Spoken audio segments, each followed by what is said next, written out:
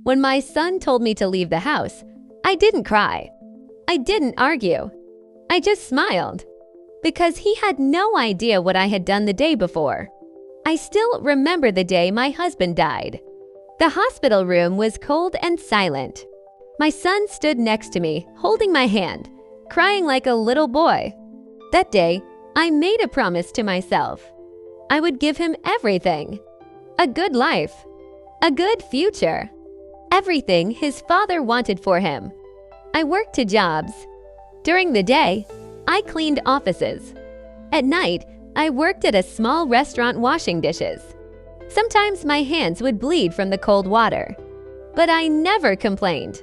Because every dollar I earned was for him. I paid for his school, his clothes, his food, his dreams. Years passed. He grew up. He got a good job. Then he got married. At first, everything seemed perfect. But slowly, things started to change. He stopped talking to me like before. He became distant, cold. And his wife, she never liked me. She would look at me like I didn't belong in my own home. One evening, they asked me to sit down. My son couldn't even look me in the eyes.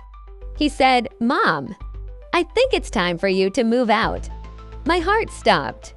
I asked, "Move out? Why?" His wife answered instead, "This house is too small. We need our own space." I looked at my son. He said nothing, not a single word. I felt something break inside me. This was the house I paid for. This was the house I built with my sacrifice.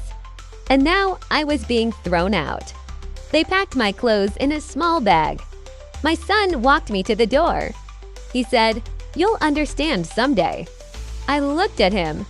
I wanted to say so many things, but I stayed silent. And then I left. That night, I slept on a friend's couch.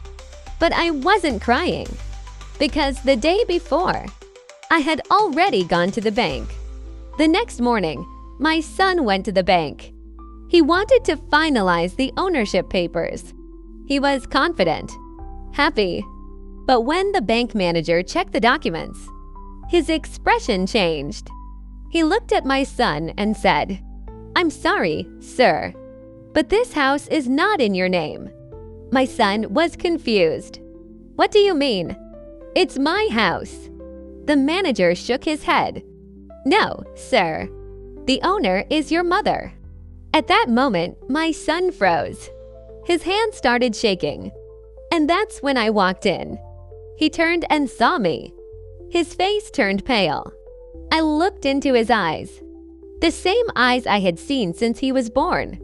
And I said, "I gave you everything in my life, but I never gave you the right to destroy me." Tears filled his eyes, but it was too late. I turned around and walked away. That was the last time I saw him. Sometimes, the people you sacrifice everything for are the ones who teach you the hardest lessons.